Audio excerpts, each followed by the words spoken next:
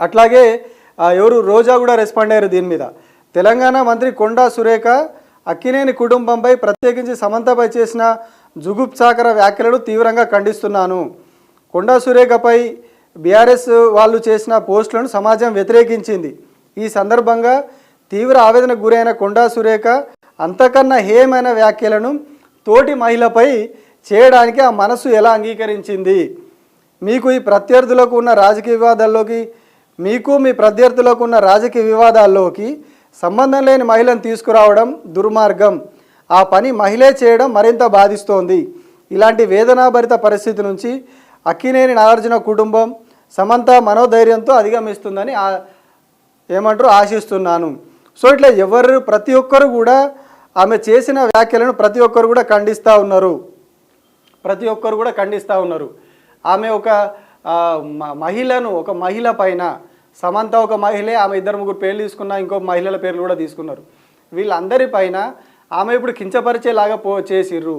ఇంకో వైపేమో ఏ పోస్టు సంబంధించి అయితే వీళ్ళు వివాదం నడిపిస్తూ ఉన్నారో, ఏ పోస్టు గురించి అయితే వీళ్ళు పదే ప్రస్తావిస్తున్నారో అందులో ఎట్లాంటి అభ్యంతరకర వ్యాఖ్యలు, ఎట్లాంటి కించపరిచే వ్యాఖ్యలు లేవు. కేవలం ఫోటో పెట్టి ఆ ప్రోగ్రాంకు సంబంధించిన లైన్లు పైన రాశారు తప్పితే అందులో కొండా సురేఖను కించపరిచేలాగా ఎలాంటి వ్యాఖ్యలు లేవు.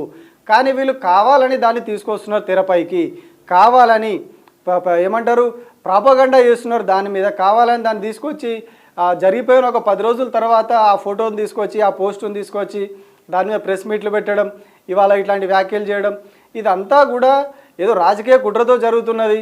ఏదో తప్పుదో పట్టించి తెలంగాణ సమాజాన్ని తప్పుదో పట్టించి ఆ వెనకాల ఏదన్నా చేయాలనే కుట్రతో జరుగుతున్నట్టు కనిపిస్తున్నది తప్పితే ఎక్కడ కూడా అందులో తప్పు లేదు. బట్ అందులో ఒక కించపరిచినట్టు వ్యాఖ్యలు లేని ఒక పోస్టును పట్టుకొని తనను కించపరిచిరని చెప్పేసి వరుస ప్రెస్ మీట్లు పెట్టి ఇప్పుడు ఇంకా కొందరు మహిళలను ఒక మహిళా మంత్రి కించపరచడం అనేది ఎవరు కూడా జీర్ణించుకోలేకపోతున్నారు.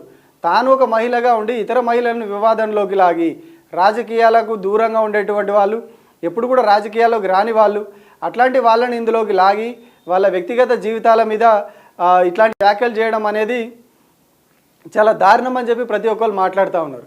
ఆల్రెడీ నాగ చైతన్యకు సమంతకు విడాకులు అయిపోయినాయి. ఇప్పుడు నాగ చైతన్య మరో పెళ్లికి సిద్ధమవుతా ఉన్నాడు. ఇట్లా ఎవరి జీవితాలు వాళ్ళు గడుపుతూ ఉన్నారు. ఇట్లాంటి తరుణంలో వేరే వ్యక్తుల జీవితాలకు సంబంధించి ఇటు అటు లింకులు పెట్టేసి ఇట్లా మాట్లాడడం, వేరే మహిళలకు సంబంధించి ఈ వివాదాల్లోకి లాగడం అనేది ఖచ్చితంగా ప్రతి ఒక్కరు ఖండించాలని చెప్పేసి అటు సినిమా రంగం నుంచి కావచ్చు, ఇటు రాజకీయ రంగం నుంచి కావచ్చు ప్రతి ఒక్కరు చెప్తా ఉన్నారు.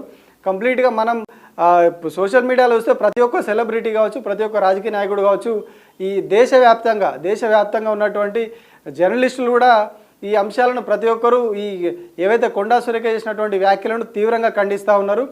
జాతీయ మీడియా కూడా ఈ కొండా సురేఖ వ్యాఖ్యల మీద తీవ్రంగా స్పందించింది. ఈ వ్యాఖ్యలు అనేటి ఆమోదయోగ్యం కాదని చెప్పి జాతీయ మీడియాలో కూడా కథనాలు వస్తూ ఉన్నాయి. జాతీయ మీడియా కూడా కంప్లీట్గా ఈ వ్యాఖ్యలను అసలు సహించడం లేదు. అటు జాతీయ పార్టీలో కూడా కాంగ్రెస్ పార్టీ జాతీయ నాయకత్వం కూడా ఈ విషయంలో కొండా సురేఖపై సీరియస్ అయినట్టుగా తెలుస్తూ ఉన్నది.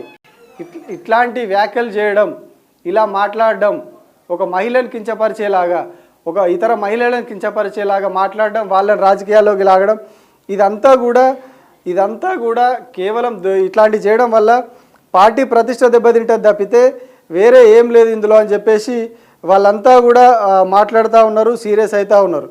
సో నెక్స్ట్ ఇంకెక్కడి వరకు వెళ్తుంది మరి? కొండా సురేఖ రెస్పాండ్ అవుతారా? దీని మీద క్షమాపణలు చెప్తారా, లేకుంటే పరువు నష్టం దావా ఎదుర్కొనే వరకు వెళ్తారా అనేది చూడాలి. స్టిల్ కంటిన్యూ అవుతూ ఉన్నది. లీగల్ నోటీస్ వచ్చింది, కొండా సురేఖ ఒక లీగల్ నోటీస్ కూడా వెళ్ళింది.